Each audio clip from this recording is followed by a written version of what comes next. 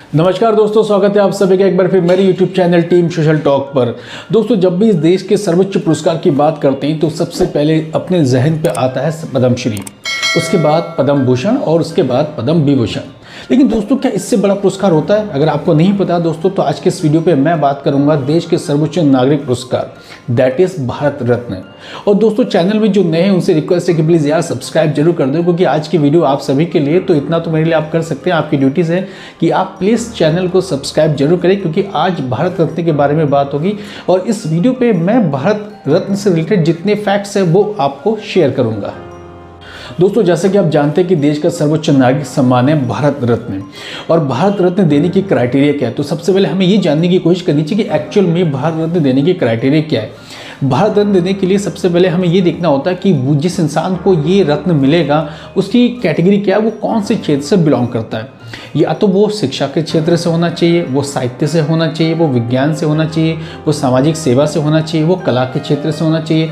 और 2014 में इसमें एक और एरिया इसमें ऐड किया और वो है खेल। इससे पहले जितने भी भारत रत्न दिए गए उसमें खेल जगत से कोई नहीं था, लेकिन 2014 में भारत रत्न देने के लिए खेल जगत को भी ऐड किया गया। यानी ये जितने क्राइटेरिया मैंने आपको बताया, इतने सारे क्राइटेरिया में भारत रत्न दिए जाते हैं। अब दोस्तों, अब बात करते हैं इसमें भारत रत्न देने की शुरुआत कब से हुई थी। अगर भारत रत्न देने की शुरुआत की बात करें तो 2 जनवरी 1954 में सबसे पहले इसकी शुरुआत की गई थी। और उस टाइम को शुरुआत करने वाले जो व्यक्ति थे वो है डॉक्टर सर्वपल्ली राधाकृष्णन, जो उस समय भारतवर्ष के वाइस प्रेसिडेंट थे। लेकिन सबसे पहला पुरस्कार भी 1954 में डॉक्टर सर्वपल्ली राधाकृष्णन को ही दिया गया था। इस पुरस्कार को देने के लिए एक क्राइटेरिया ये भी है कि सबसे पहले देश के प्रधानमंत्री इस पुरस्कार को देने के लिए अपनी सिफारिश लगाते हैं। और 26 जनवरी के दिन देश के राष्ट्रपति जिन व्यक्तियों का नाम इसमें नामांकन किया जाता है उनको प्रदान किया जाता है।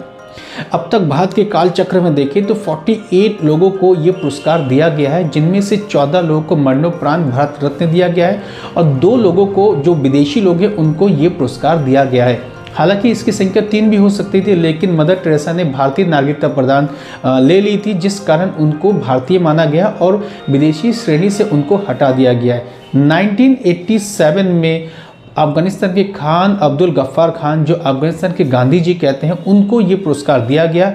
और 1990 में साउथ अफ्रीका के पूर्व राष्ट्रपति नेल्सन मंडेला को ये पुरस्कार दिया गया। यानी 48% में से 2 लोग जो है वो पूर्णतः विदेशी थे। लेकिन 2024 में एक और जब ये पुरस्कार बांटा गया तो इसकी चर्चा बड़ी जोरों पे, क्योंकि चर्चा इसलिए जोरों पे है क्योंकि ये पुरस्कार दलितों के मसीहा और वंचित शोषितों के मसीहा माने जाने बिहार के 2 बार के सीएम कर्पूरी ठाकुर जी को ये प्रदान किया गया। जिसके बाद ये चर्चा बहुत जोरों से, लोगों में एक्साइटमेंट है कि आखिर भारत रत्न कैसे दिया जाता है और इस देने की क्राइटेरिया क्या है। तो दोस्तों, इस वीडियो पे सारी जानकारी मैं आपको दे रहा हूँ कि भारत रत्न कितने लोगों को दिया गया है और इसको देने की क्राइटेरिया क्या है। अब दोस्तों, बात करनी चाहिए कि भारत रत्न के साथ क्या मिलता है। अगर भारत रत्न के साथ बात करें तो सबसे पहले एक मेडल मिलता है। मेडल के साथ उनको एक प्रमाण पत्र दिया जाता है, लेकिन राशि के रूप में इसमें कुछ भी पैसा नहीं दिया जाता है। यानी कि अगर भारत रत्न किसी को दिया जा रहा है तो उसे पुरस्कार के तौर पर देश का सर्वोच्च नागरिक सम्मान एक मेडल मिलेगा और उसके साथ उनको एक सर्टिफिकेट मिलेगा। लेकिन दोस्तों, अब ये जानना चाहिए कि इस पुरस्कार को देने के बाद उनको कौन कौन सी सुविधाएं मिलेगी और इस सुविधाओं से क्या लाभ मिलेगा और इन सुविधाओं का वो कहाँ कहाँ यूटिलाइज कर सकते हैं। तो आप जानते हैं कि इसमें इस पुरस्कार को देने के बाद उनको कौन कौन सी सुविधाएं दी जाती हैं। तो सुविधाओं की बात करें तो सबसे पहले ये जानना चाहिए, कोई भी इंसान जब इस देश में काम करता है तो उसे इनकम टैक्स देना पड़ता है। यानी अगर किसी को भारत रत्न दिया जाता है तो उसको लाइफ टाइम तक कोई भी इनकम टैक्स नहीं जमा करना पड़ता है। पहला बेनिफिट जो है ये मिलता है। उसके बाद एयर इंडिया या इंडियन रेलवे के फर्स्ट क्लास टिकट उसको मिलती हैं। अगर देश में या देश से बाहर कहीं भी वो यात्रा करते हैं तो एयर इंडिया के थ्रू वो यात्रा कर सकते हैं। देश के अंदर कहीं भी अगर उनको जाना है, अगर वो रेलवे की सेवा लेना चाहते हैं तो रेलवे में फर्स्ट क्लास की कैटेगरी उनको प्रदान की जाती है। पार्लियामेंट में अगर कोई विशेष सत्र चल रहा होगा, अगर उसमें उनको भाग लेना है या उनको देखना है कि सत्र की कार्रवाई कैसी होती है, तो उनको ये अनुमति होती है कि वो संसद के सत्र में आ सकते हैं और संसद में होने वाले कार्रवाई को वो देख सकते हैं, जिसके आधार पर उनको कैबिनेट रैंक के बराबर दर्जा मिलता है। यानी सेंट्रल गवर्नमेंट में कैबिनेट के जितने मिनिस्टर होते हैं उनकी इक्विवेलेंट उनको यहाँ पर दर्जा दी जाती है।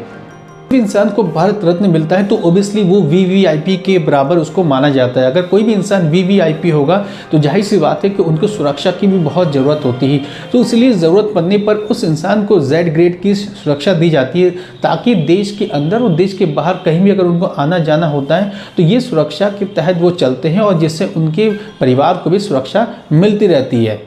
इंसान को भारत रत्न मिलता है अगर वो इंसान सपोज दैट कि वो गुजरात से है और गुजरात से अगर तमिलनाडु जाना चाहते हैं तो तमिलनाडु की सरकार की रिस्पॉन्सिबिलिटी ये होती है कि वो उस इंसान को अपने गेस्ट हाउस में रखे और कंप्लीटली अपने प्रोटेक्शन में रखे, क्योंकि वो इंसान भारत रत्न से सम्मानित है, इसलिए उस पर बिल्कुल भी आँच नहीं आनी चाहिए।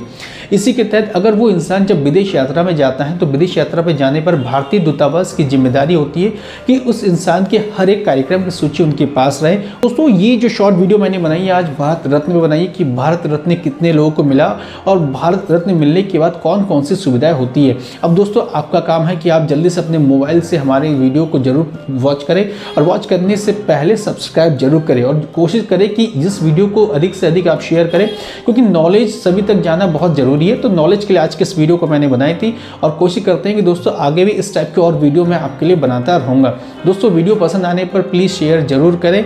कल फिर मिलेंगे एक और नए वीडियो के साथ, तब तक सभी को थैंक यू मच। जय हिंद।